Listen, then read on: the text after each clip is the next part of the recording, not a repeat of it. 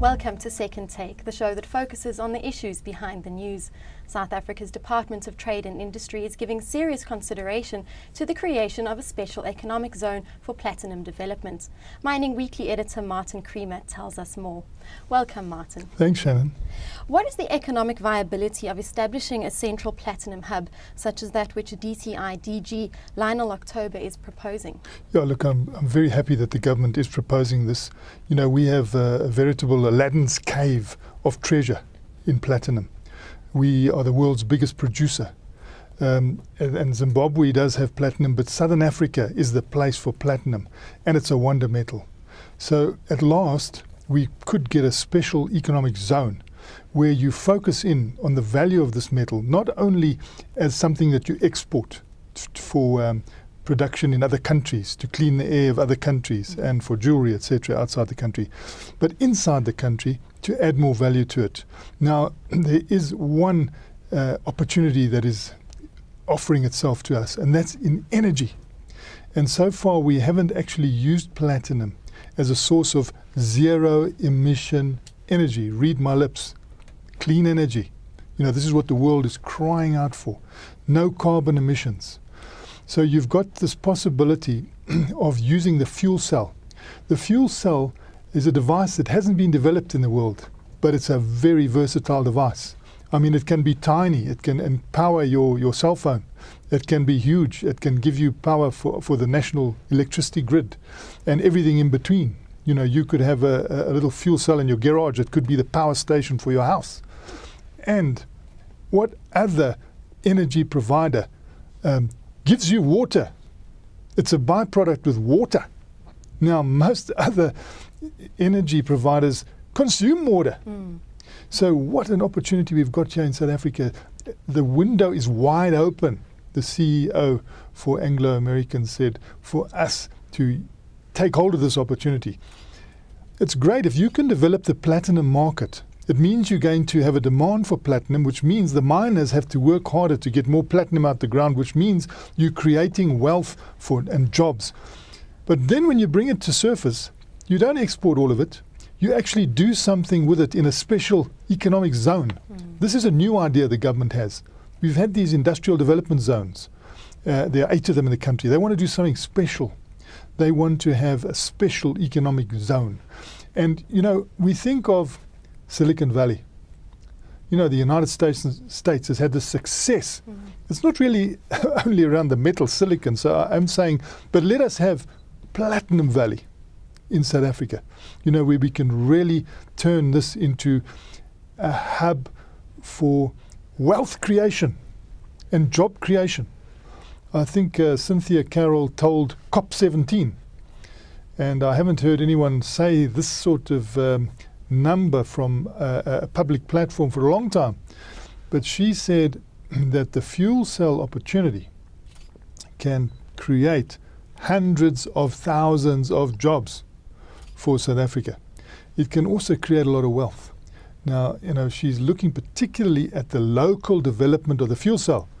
You know what America is to the Boeing aircraft, South Africa could be to the fuel cell.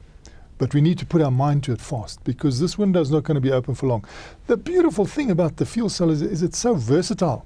I mean, you can see uses all over the place. And where do you get your raw material? Well, it's an abundant raw material, hydrogen. You know, we know that hydrogen can be got from a lot of places. We even see that, you know, in Limpopo, besides the coal, they've got coal bed methane. There's hydrogen inside that gas. You know, you can see if you go up to some of the mines in the Limpopo province, one mine already has a fuel cell. So it has taken that gas, it's used the hydrogen in it, and the platinum is the catalyst that can set a chemical reaction going, and this is age-old technology, to separate out the hydrogen, which becomes the fuel for the fuel cell, and that hydrogen gives you electricity, and it gives you water. I mean, in a place like Limpopo, short of water, you don't have to use the water, and it's got a semblance of base load about it. You know, Solar energy you can get when the sun's shining. Wind energy you can get when the wind's blowing. Fuel cell energy you can get all the time. So it's got something about it that it is also base load. It can be big, small. It can power the electricity in this building. We could have a fuel cell. So the opportunities are immense. Now, speaking of fuel cell technology, Anglo American Platinum expects to test a fuel cell mine locomotive in the first half of this year. Can you elaborate on that one? Well, Anglo Platinum, mine locomotive, they're putting their money where their mouth is and saying, look, we believe in these fuel cells. So let's, instead of using a battery in our locomotives that provide the transport for underground mining, let's put a fuel cell there. Let's see how it works. They believe that it'll be far more efficient. They believe that it'll give better productivity. But the biggest thing, zero emission. Now, you don't want emissions underground. Exactly. It's hot enough under there. So this can provide that zero emission and replace the batteries. We see in the United States, many forklifts running around factories are driven by fuel cells already. You go to parts of the world, Northern Hemisphere, you see buses being driven by fuel cells. There are cars being driven by fuel cells. We are hoping that you will have a twin-track development of this whole fuel cell business, where it won't only be for stationary applications that you can produce electricity from for consumption in a building or the normal consumption of electricity. We also want to see its mobile advantage as the new engine for a vehicle. And it's got advantages over the battery. We see Toyota come out with its Prius, and it's got not only the normal petrol side of it, but it's also got a battery. But there are limitations to this. That's why there's also petrol there, because of the limitations of the battery. There is range anxiety from a battery, the same sort of range anxiety that you get from a golf cart, because the distance that it can travel before it needs to be recharged is not great. And then you've got to recharge it, and that takes time. And where do you get the electricity to recharge it? You get it from burning coal. So there are emissions. So it's not really clean, although you think it's clean because it's clean around you. But it's putting all that dirt up the smokestacks. Fuel cell, different story. So you can have, this genuine zero emission using the hydrogen. You can use other things, but mainly hydrogen is seen as a fuel. You can have a little cylinder in the back of your car. You can go to the petrol pump in the same way as you do, but they would probably convert that fuel into hydrogen, or they would extract the hydrogen from that fuel before you get there. And you would have hydrogen put into your little cylinder in the back of your car. 4 kilograms of hydrogen can take you 700 kilometers. So it's what we used to. It's the range we used to, which makes it superior to the battery and the hybrid. Do you think it could also cut down on possible noise pollution, especially for underground? I haven't thought of the noise side of it, but of course it can emulate a battery. The battery is silent, so it gives you that noise advantage as well. You can add that to the list. Now, what about some of the other applications for fuel cells? It's a very wide range that you can sit with there. I mean, they're even talking, once you've got the hydrogen, you can do anything. So if they start getting hydrogen, say in underground mines, the miner's cap lamp can be fired, potentially by a fuel cell. And you've got, as I said, your normal cell phone, your laptop, computer.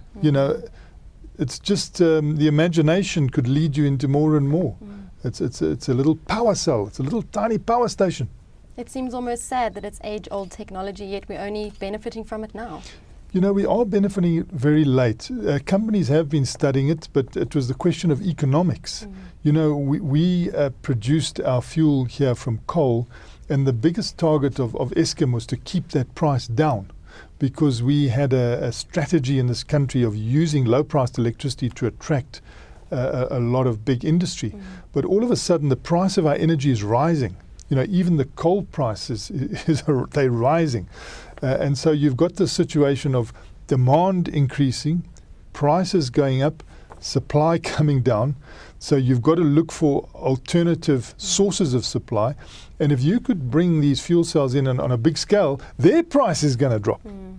And, there's already a deal. And I've never seen so much singing from one hymn sheet by government and private sector. They're all singing from the same sheet in 4-part harmony, saying fuel cell, let's have it. Because it seems a compelling case. I mean, if you go to the Science and Technology Department in South Africa, they've already got a strategy for their hydrogen economy, which involves the fuel cell, the hydrogen fuel cell plus platinum. If you go to the Department of Mineral Resources, Susan Shabangu will tell you this just fits in with my strategy, because I want to beneficiate my metals and minerals, and this is a marvelous beneficiation opportunity, and more marvelous than most because it lowers the carbon emission. We're also looking for that.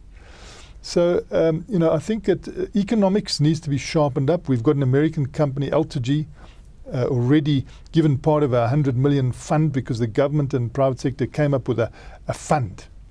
It's worth 100 million rand at the moment. And people are now getting that funding. The first company to get it is an American company. They have pledged to build, well, firstly, they will market and distribute fuel cells within the African continent and Southern Africa. But they say that after 2 years, the objective is to manufacture these. And they will use high tech to manufacture them, because you need to bring that cost down. So you don't look for your jobs in the actual manufacture, but you've got the installation side, you've got the maintenance side, you've got the distribution side. That's where your jobs can come into play. And over a 30-year period, I mean, there could be a lot of jobs here. So a lot of thinking is going into this, but I would like them to move faster. The same old story. I used to listen to Anglo Platinum CEO Barry Davison. And he used to, when he was the CEO, he would give me a lot of enthusiasm, because he would always say, in the next 10 years, your car will be driven by a fuel cell. But then when you came back the next year, he'd say the next 10 years. And the 10 years seem to be going further and further out. Neville Nicolau, now the new CEO, has taken up the ball at Anglo Platinum and wanting to speed this up. Now, if the government comes to the party with a special economic zone and we create a platinum valley, and we mustn't be too rigid about this. Don't expect everybody to be in the zone. Have satellites around the hub and let there be locational flexibility, because people have already set themselves up. They don't need to all rush into that. So hopefully there will be a lot of flexibility, but a lot of wealth creation. It's standing there, but it needs some deployment of some good investment, some good thinking, and hopefully we can do something about producing fuel cells in South Africa, which are electricity providers.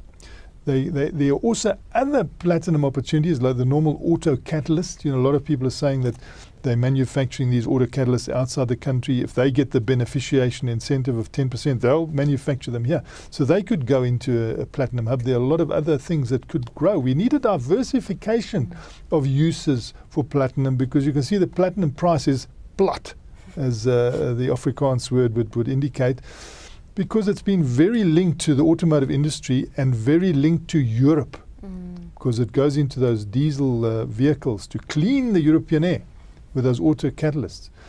And because of the Eurozone crisis, you can see the impact that it's had on the platinum price, which is unfortunate at this stage, because you like everything to be going and high flying when you move into new ventures. But I think they could still start thinking of the diversification of uses for platinum. The more the merrier. Remember, these are platinum group metals. It's not only platinum, it's palladium, it's rhodium. There are a whole set of them. So you can get a basket of metals that have different uses and put them into some sort of framework, so that we can take advantage of the fact that we are the world's biggest producer of platinum group metals. Well, I look forward to hearing more. Thank you so much, Martin. It's a great pleasure, Shannon. And that's the show for today. Join us again next time for more news and insight into what's happening in the mining world.